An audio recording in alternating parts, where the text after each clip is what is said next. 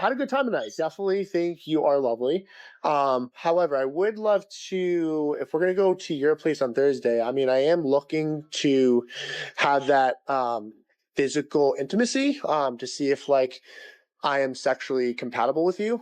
So like if I'm gonna come over, like I would be hoping to like hook up, have sex, have a good time, have like that romantic spark and that physical spark there, for my own sake, because it's hard for me to continue dating someone and seeing them if I don't know if I'm sexually compatible. So, um, I know you said I don't know about that. So like, I guess my thing is like, what would be the point of me coming over then if we're not gonna like hook up and like cuddle and like be intimate with each other? And if that's what you don't want, that's fine. But like, I think we should just like end it here then, respectfully, just because I first date, that's fine. Like you want to get to know each other, I'm all about that. But like I am looking to have that physical aspect there, and I don't want to continue seeing someone if I don't know if that's good, if that's not there or not. So up to you. Let me know. I'm happy to,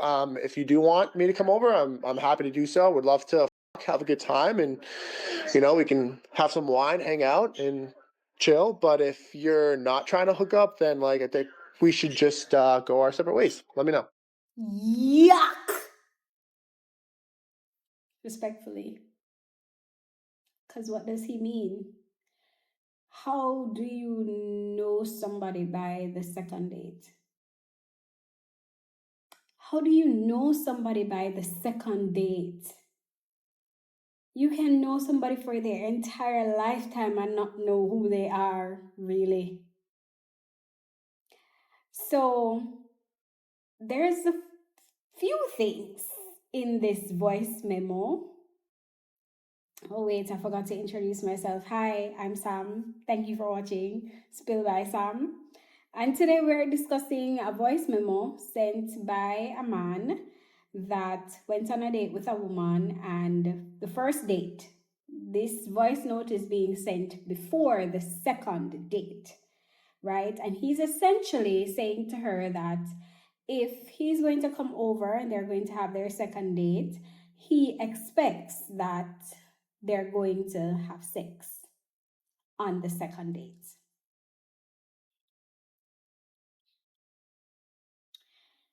And from the voice note, you can hear where he says, for my own sake, so for himself. This is all about him. Has nothing to do with her. This is all about him, for himself. And also, he says, I know you said you don't know about that, right? So we're going to put those two things out there. One, this is about him. Two, he already asked her and she already did not say yes. She didn't say no, but she didn't say yes. Now we're going to listen to a few points of views, and we're going to hear what the community is saying, what everyone is saying about this voice memo and what they think he is doing. I have my opinion, and I'll share that at the end. But okay, so let's hear what others have to say. Man wasn't seeking consent, he was seeking a legal defense. The fact that we're even having a discussion about that voice memo is bananas. When we talk about y'all out here ignoring the red flags, this is what we talk about, Pookie. This is what we talk. The mental gymnastics you have to go through to rationalize that voice memo as consent, as a person seeking consent. That man wasn't seeking consent. He was seeking a legal defense. He knew that if he went over to that woman's house and tried to initiate physical intimacy, that he wasn't gonna stop until he got what he wanted. So he wanted to make sure that he had a legal defense in line so he could say, hey, she consented. Even though we know that consent can be revoked at any time, hence why you can't pre-order consent. And then you have some people out here saying, well, if you don't like the way he went about asking for it, don't be mad when guys go back to sneaking and hiding their intentions. I genuinely don't know why any woman is still dating out here. It just doesn't, it's not clocking to me. The weaponization of therapy speech. I see so many men in these comment sections talk about, well, it's just boundaries, consent and boundaries. Boundaries are for you. You don't get to put boundaries on other people's lives. Honestly, at this point, if somebody has to explain to you how literally violent that voice memo was, go ahead, just go date. Just do it. Y'all don't care about your well-being. You don't care about your safety. I mean, what exactly, what does this behavior manifest into or evolve into as the relationship progresses? Can anybody answer that? Because I promise that voice memo isn't a precursor to a healthy, balanced, communicative relationship. Honestly, at this point, all of y'all deserve each other. Now imagine he goes over there after she has agreed via text that, okay, sure, I'm willing to, by the wildest imagination, because I would never. But say she says yes, sends him a text and says yes. And he goes to her home and they start, and she becomes uncomfortable. For whatever reason, she becomes uncomfortable and she says, I'm not into this anymore. I want to stop. And then he doesn't stop. He continues like a lot of men would do when they've already gotten into the mood of intimacy. I won't call it intimacy. I'm not going to call it that way. Take that back. He's in the act already. He's not going to stop. Right? Say she says, okay, she's been raped. And she goes to the police and she says, hey, this is what happened. I was raped. His defense is she said yes, and he has it in writing.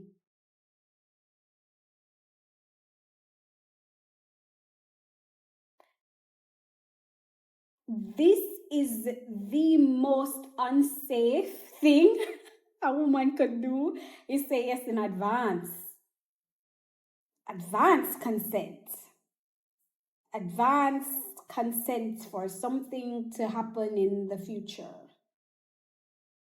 when anything can change. So many variables, so many things can change before you actually meet up with this man. And he has evidence that you have said yes. I am genuinely concerned that there is so much debate about this voice note. I keep seeing people who want to applaud this man for his honesty, but if you think that his behavior should be celebrated, then the bar for men telling the truth is in literal hell. They keep saying he was setting a boundary because there's this phenomenon that happens when people try to justify the actions of bad men where they use safe words to describe unsafe acts. But this was not boundary setting.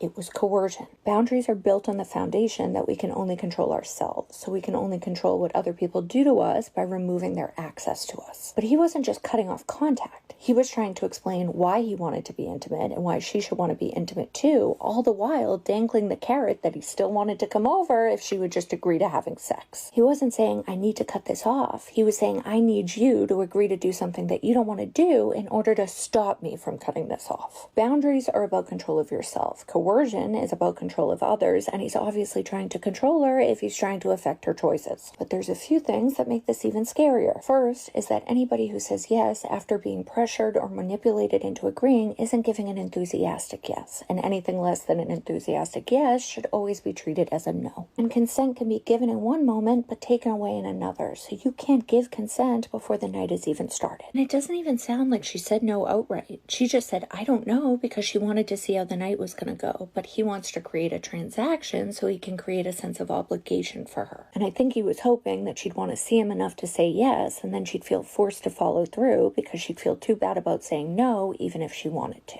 This guy doesn't want to go see her because he likes her. He wants to go see her only if he has a guarantee that he'll get laid. So he's going to disguise an ultimatum as an attempt at connection and then make it sound like she just wouldn't give them a chance to see if they could work. And he proves that when he says that he needs intimacy in order to see if there's a spark. Because if you wanted to see if there's a spark, then you would spend time together without expectations or pressure in order to see if you're naturally compatible. Remember that this is after one date. But this guy doesn't want a second date. He just wants to create a contract with her that she can't back out of. He's trying to coerce consent. And anyone who tries to coerce consent doesn't want consent. They just want to do what they want without repercussions. So to piggyback on her points, you can't get to know someone in one date to find out if there is a spark or if you guys are compatible with each other. That comes before sex in a lot of situations. In most situations, I would say, you would find if you're compatible with someone before you even have that type of intimacy with them. That comes after everything. After you've gotten to know this person, after you feel safe with this person. In this day and age, a woman won't know if she's safe with a man after the first date. You can't know someone after spending a few hours with them. You can't genuinely say, oh, I know him. I feel safe with him and I want to be with him in that way. One, she has already said she doesn't know. And you send this voice note, and it blows my mind that we're even having this discussion that he's asking for consent. He's not asking for consent. He's coercing her into doing something that he wants. Again, he said, for my sake. He didn't say, for us to know if we're compatible. Yes, that would have been him pushing it because, again, she didn't ask for that. So for him to include her in it, it's kind of, yeah, he would be pushing it. But at the end of the day, he's only thinking of himself in this situation. He wants something from her and he's disguising it as, oh, I'm trying to be open and honest with you and I'm just letting you know that this is what I want. And then dangling the carrot, again, as this lady would have put it, is that if you're not interested in having these relations with me, then we can just end it here. Sir,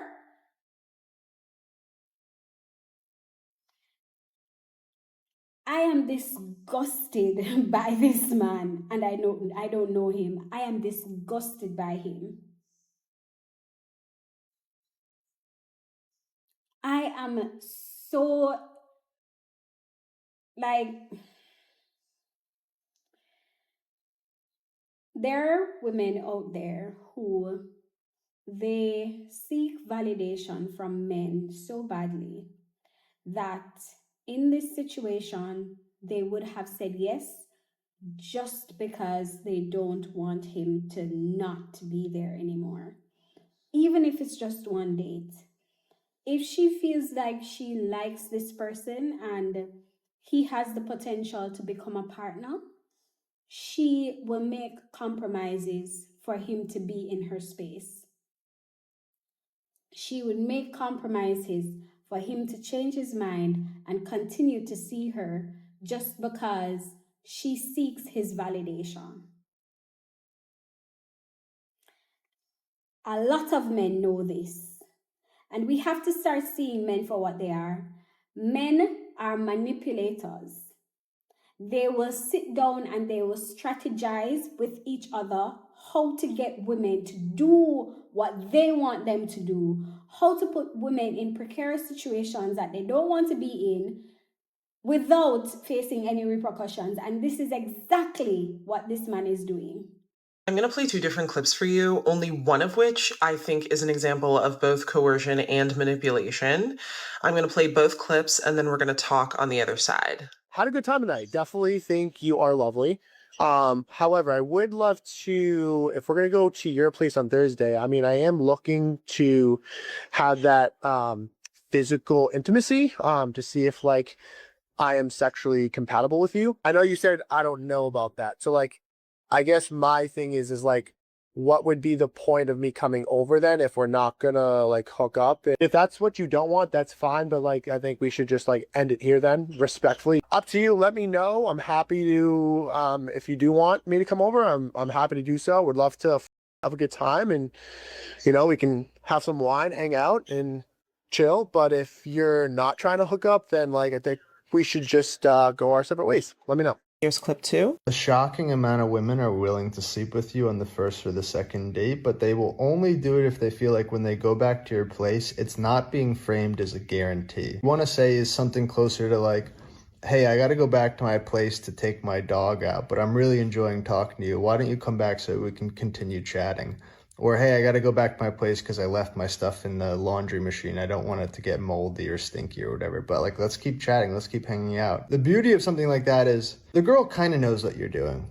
She also kind of knows that it's likely that once you guys go back, something's going to happen. Or at least I think that. But because of the way that you framed it, you've kind of given her an out in her head. She has plausible deniability. We can go back to his place, we can take the dog out, whatever, and then we can see what happens. That ironically makes her more comfortable to end up sleeping with you compared to if you were just to say, hey, you want to go back to my place? It's such an icky feeling for her. Maybe she was more than willing to sleep with you on that date, but now because you've collapsed it and turned it into a certainty, it's so much pressure and it's so deeply unromantic. By now, I'm sure most of us had already heard the voice memo from the person now dubbed Voice Memo Guy. And the second video was actually made in response to Voice Memo Guy, so I think it's good to examine them both together. To manipulate someone is lying to someone to try to control them unfairly. Coercion, on the other hand, is convincing someone to choose or do something that they ordinarily wouldn't or don't want to do. Keep in mind, this is not the legal definition. I'm not interested in the hypothetical legal conversation because it is extremely hypothetical and it's also extremely irrelevant. In my opinion, video 1 is not an example of coercion or manipulation. Video 2, however, is to me a red flag filled example of both manipulation and coercion. So now let's talk about why. Listening to the voice memo makes me uncomfortable because this man sounds extremely detached and transactional. However, that does not mean that the substance of what he's saying is coercive or manipulative. I do not think that Voice Memo Guy is trying to gain preemptive consent. I think that he's just trying to gauge sexual interest. There is no threat of consequence or a threat to her safety. This is a voice memo that was sent to her remotely. She is not in any physical danger. She could choose whether or not to respond to this message. She could also choose to simply block this person. For this to be coercion, he would have to be compelling her to sleep with him. He's not doing that. There is no threat or consequence in this scenario. The perceived consequence is that they will not continue dating, which is not actually a consequence. That is the natural and inevitable outcome of that situation. For it to be manipulation, he would have to be trying to control her. He is not. He is saying, either you want this or you don't, and if you don't, then we will go our separate ways. That is not an attempt to control. That is a presentation of a choice. He's not lying to her. There are no tactics at play. He is not misrepresenting himself. He is very clearly representing himself. Based on the context here, he is not trying to create an ironclad contract. After discussing his preferred timeline for intimacy and her saying she wasn't sure, she then invited him to her home for their second date. Not in any way saying that inviting someone to your home for a date implies that you want to sleep with them. Inviting someone to a second date after they've told you what they are looking for implies that you are at the very least not opposed to exploring intimacy with that person. Inviting someone to your home also indicates that you trust them. So he is not trying to manipulate her by asking her again. He's seeking clarification. If you received that voice memo, you could very easily say no. I replying, no thanks, that's not what I'm looking for, or by blocking the person and never having contact with them again. So now let's get into the second clip, which to me is a very straightforward, cut and dry example of both manipulation and coercion. Let's talk about why. Number one, they are in person together, so they're already physically together. That introduces a level of physical risk that is not present with voice memo guy.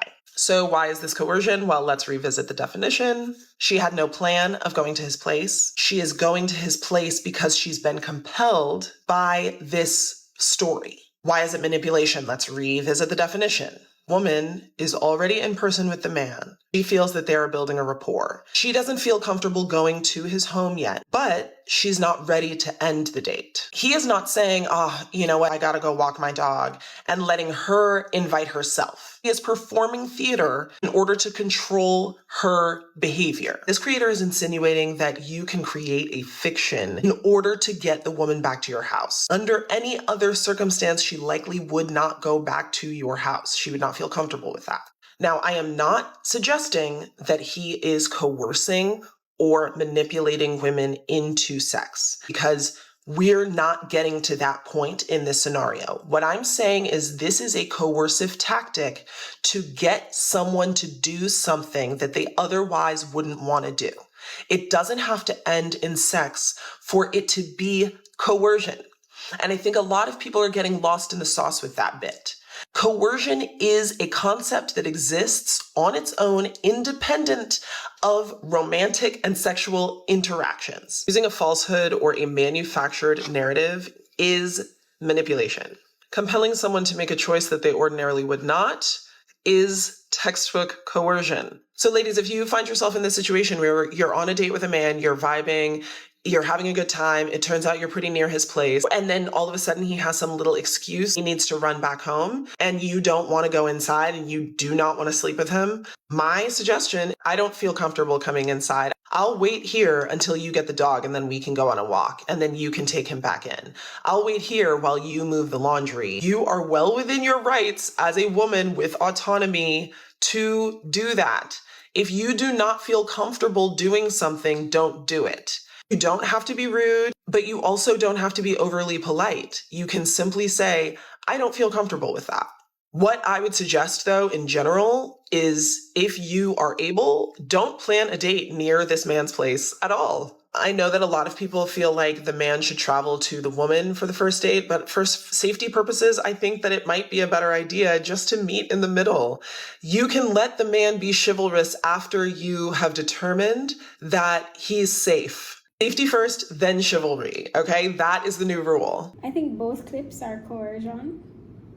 I think both men are being manipulative to different degrees, sure, but I think both of them are manipulating the women in these situations. And I will always expect the worst from a man, because at least I'll be prepared. At least I'll be prepared if he decides to flip a switch and change into who he really is.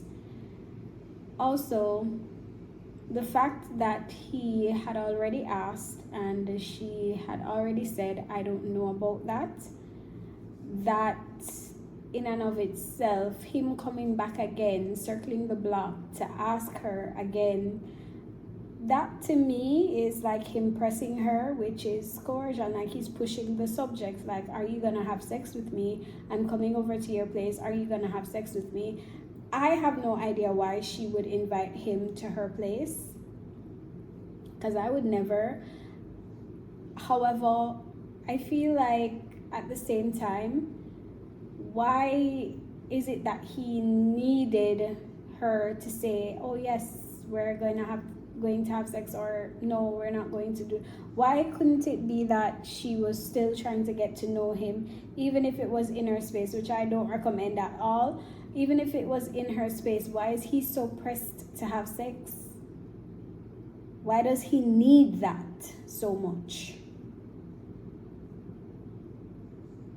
And why is he pressing the issue over and over again? Like, if you have already asked and she already said, I don't know about that, why is he asking again?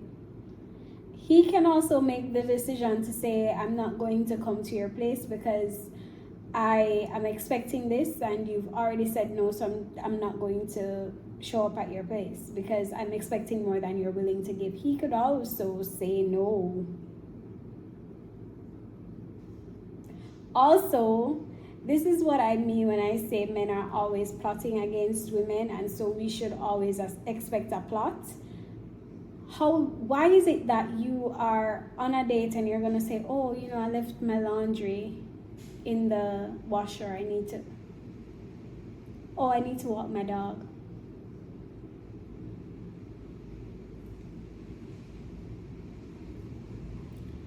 Why is it always some tactics, some steps to get to where you want to be?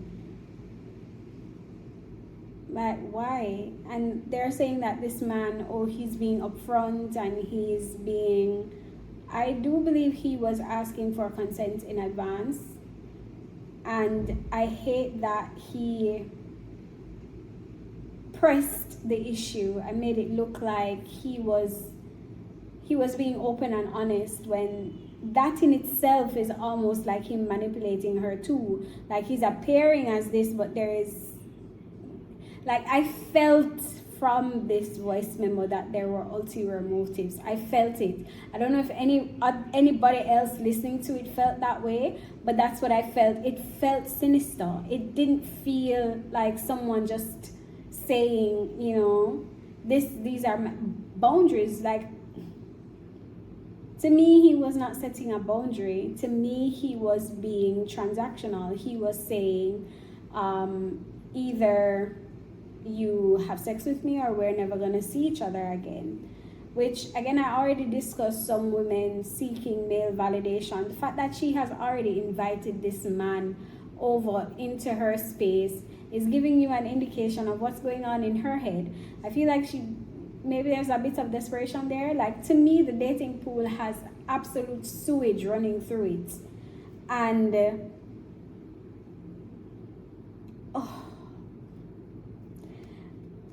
like, dating for me is just an overall treacherous experience that I don't think anyone should go into willingly. Maybe I'm being dramatic, but Jesus.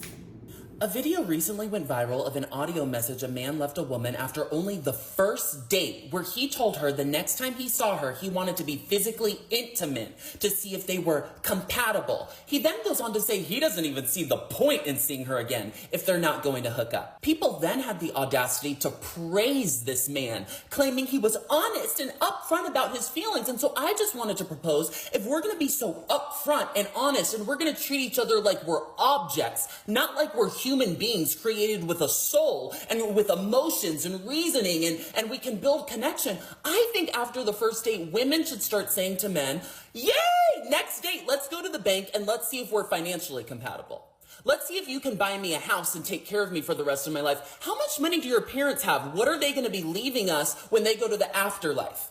I just want to check our financials out. What I find wild about this situation is that men can be evil. They can minimize a woman to just a hole and get praised for their honesty. But if a woman says, hey, I'm only interested in dating men who can financially take care of me. If I'm going to be his wife, if I'm going to show up for him, if I'm going to pleasure him, can he take care of me? She'll get called a gold digger immediately. A man can treat a woman like a hole and get called honest and, he's just a man. A woman can say, can you financially take care of me? And she's a gold digger. So if we're going to play like that, before we go to the bedroom, let's go to the bank. Thank you, Christian. Before we go to the bedroom, let's go to the bank. He could not have put it a better way. Because what does he mean after the first date? You've only met this person once. And this also puts forward the fact that men have no standards. Like, you don't want to know this person beyond a few hours before you stick your ding-a-ling in their ting-a-ling? You don't want to know this person a little bit more before you decide that you want to rub your naked body parts together?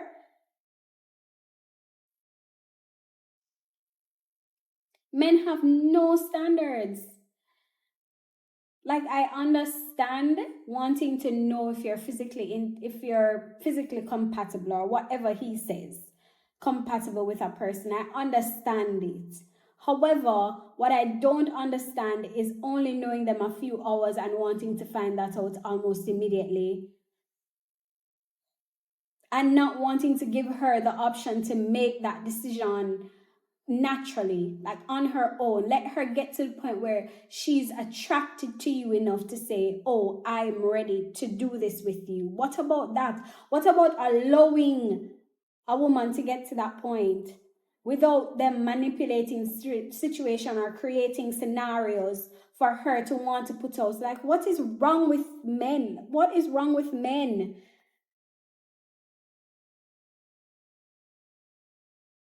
Like, can we get there? Can she get there on her own after a month, 2 months, 3 months? I don't care how long it takes for her to get there, but let her get there. Like, what is the rush?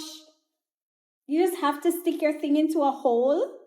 The thing with the voice memo guy is that he didn't get none the first night. And he thought he was going to get some the first night, which made him say what he said. I've been successful with women on the first night, you feel me? So I know it's a thing. I know it's possible. And he knows that it's possible too. It just wasn't possible for him. So when she brought up the second date, he was like, yeah, that's cool and all, but you got to come up off it. And when she told him no, that's when he made the damn voice memo, you feel me? That's when he started saying bullshit like, well, I have to be sexual compatible with somebody. Like, I need to know these things before I continue dating them. It's only the second date, brother. You could wait one more. But he just wanted to sleep with her. He's saying everything but the truth. I just want to. And that's why I commend him for being straight up. But you should have said all this before the first date. You feel me? Your true intentions. Because it sounds like bullshit in the voice note. Yeah, I just want to chill and cuddle and have sex and drink a little wine and, you know, hang out and, you know what I mean? Like, man, cut the shit. You just want to. You should say that from the jump, and that would have saved everybody time. Nobody's time would have been wasted.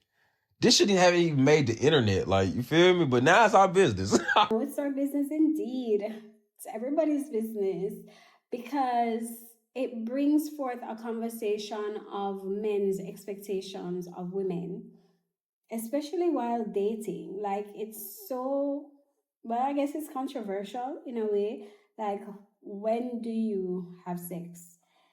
And to me, a woman, I feel like it should naturally get to that place where you're both comfortable enough, you feel like you know each other enough to be safe in this situation, right? Although, honestly, my view of men is so skewed that I don't know if we're ever safe around a man, even if you've known that man for years and years and years, right? And to get to this voice note, this voice memo, again, the reason I say it's coercion and manipulation is because all he wanted was sex. That's all he wanted. That's just him using those terms to try to convince her that, maybe if we have sex, we can have a relationship. Which ultimately, that's the goal for anyone who is dating. They want to be in a relationship, right? Or I would think so. And I feel like most women who are not interested in a relationship will tell the man up front, hey, I'm not really interested in a relationship. What I want is to have sex. There are women out there who just want to have relations, and that's it. They don't want a relationship. And I feel like we are way more upfront about that than a man will ever be. And I don't understand why. Like, say it from the beginning, upfront. If she's still talking to you after that, then okay, fine. She's willing to have those relations. You can make that assumption. You've made it clear to her that I'm only interested in having sex. And so if she continues to date you, then that means that she's also only interested in having sex. And I hope that women also keep in mind that you cannot change these men. You may be physically attracted to the man. You may be attracted to his money or whatever it is. You may be attracted to him. However, if he says to you he only wants sex and you don't want that, you want more, then leave that man alone. Let that man go, because he's gonna dog you out, right? But I feel like if he had just been upfront about it and not tried to disguise it and manipulate the whole situation and change it into, oh, I'm telling you upfront what I want, and so, I'm just trying to be open and honest. No. Is very clearly telling that woman that, hey, it's very important for me to have schmex on the second date. And if we're not going to do that, that's totally fine. I'm just going to tell you right now, I don't want to move forward with it. And it really got the feminists up in a tizzy. What that voice memo guy was doing is called weaponizing consent. All right, like, y'all are mad when men lie to you. And now y'all are mad when men tell you exactly what the fuck it is. I can't take any of these creators seriously. You know what I mean? Like, Sheer7 will paint it for y'all 37 different ways, and these will write think pieces on it. Like YV Edit, that video just came on my feed saying, this is weaponized consent. No, actually, he doesn't want to waste his time. He doesn't want to waste her time. And if he doesn't get what he wants, he will move on. Okay, and so what's the ladder? Let's say that guy never sent that voice memo. Let's say he kept going on dates with her, knowing damn well what was in the back of his mind, knowing damn well what he was after. Because we all know that men want that cookie. 3 months in, she finally gives it to him. She's like, this is the time I want to do it. And he's like, I'm not compatible with you. I'm not having fun. I don't like this. That would also be a problem for women. Like, I will sit here and tell you all that men lie, but I will also sit here and tell you that women lie just as much. But if somebody decides to tell you the truth on date 2, mind you, not a lot of time has been wasted. Thank God. You could be like, packing it up. Thank you. Not for me. And we're going to skedaddle along. Like, it's really not that deep. And this is why this content is so dumb, and I don't want to make content about men anymore, because women don't listen. Women react emotionally all the time. The one time a man finally decides to be honest with you, and especially if it's early on in dating, you should respect that. You should be like, you know what? You didn't just waste months, years, decades of my life, and you told me exactly what you wanted, and I listened. I didn't create a delusion in my mind. So no, it's not weaponized consent or whatever these incel creators are saying.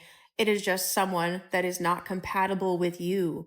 Move on. I can agree with one thing, and it's that he did her a favor in being upfront. Well, second date, yeah, not a lot of time has been wasted. You're right.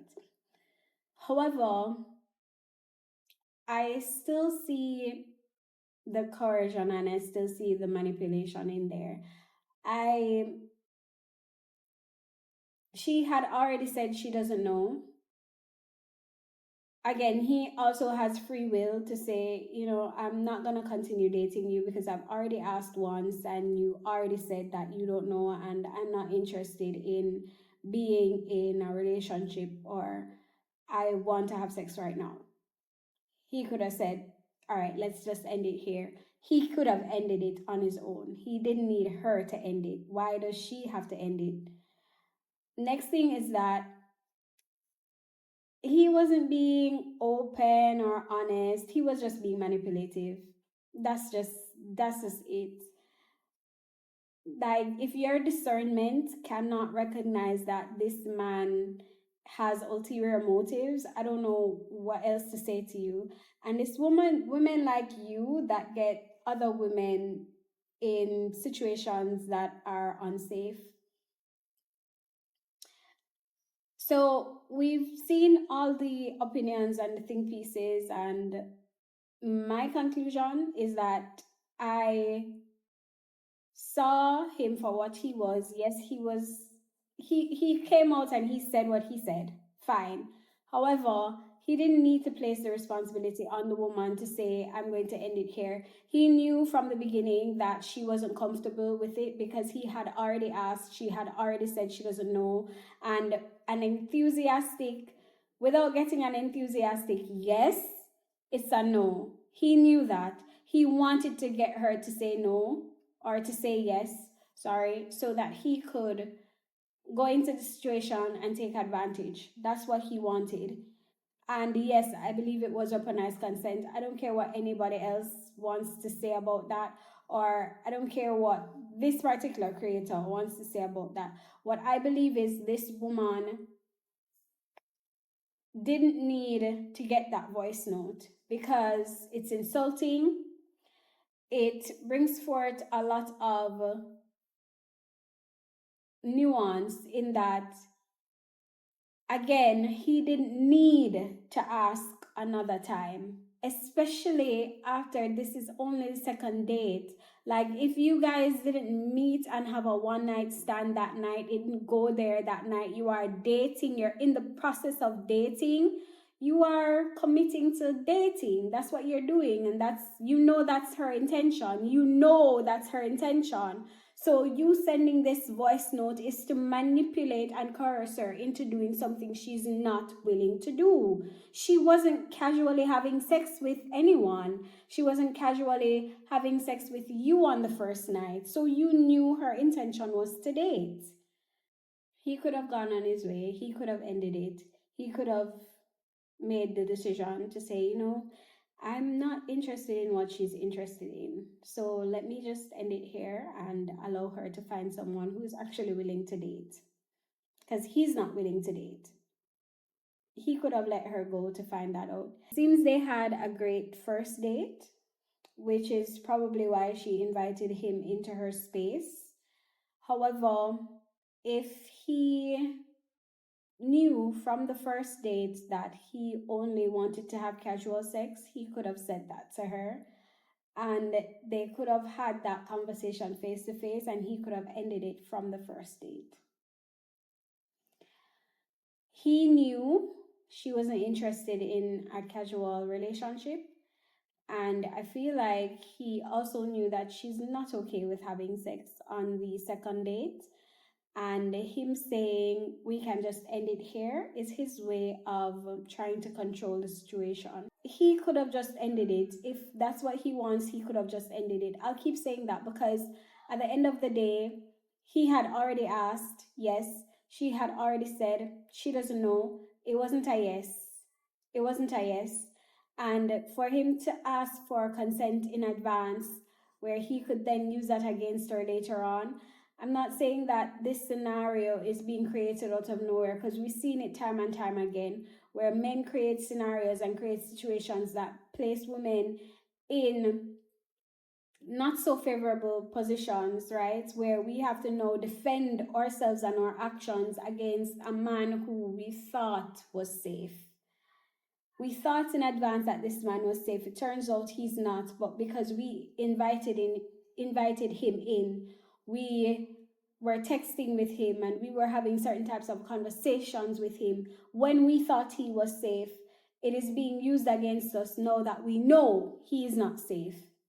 So yeah, I want women to always have their guard up. And it's sad to say that this is the situation that we're in, but it's the situation that we're in. Women should always have their guard up. What if this man has ulterior motives? They should always be prepared to be in a situation where they need to defend themselves, where you need to remove yourself from a situation or whatever it is. Women should always think of their safety first, right? Because again, the men are always scheming, the men are always creating scenarios and creating ways to catch women off guard. The fact that he's able to get women to bicker back and forth about what his intentions are, I think he succeeded in some way, because a lot of women don't have the discernment to see that these men don't mean them any good.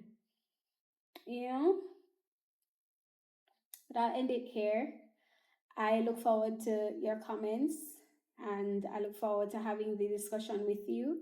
Don't forget to subscribe, like the video, and share it if you feel like someone will gain some value from it. Thank you so much for watching. Bye.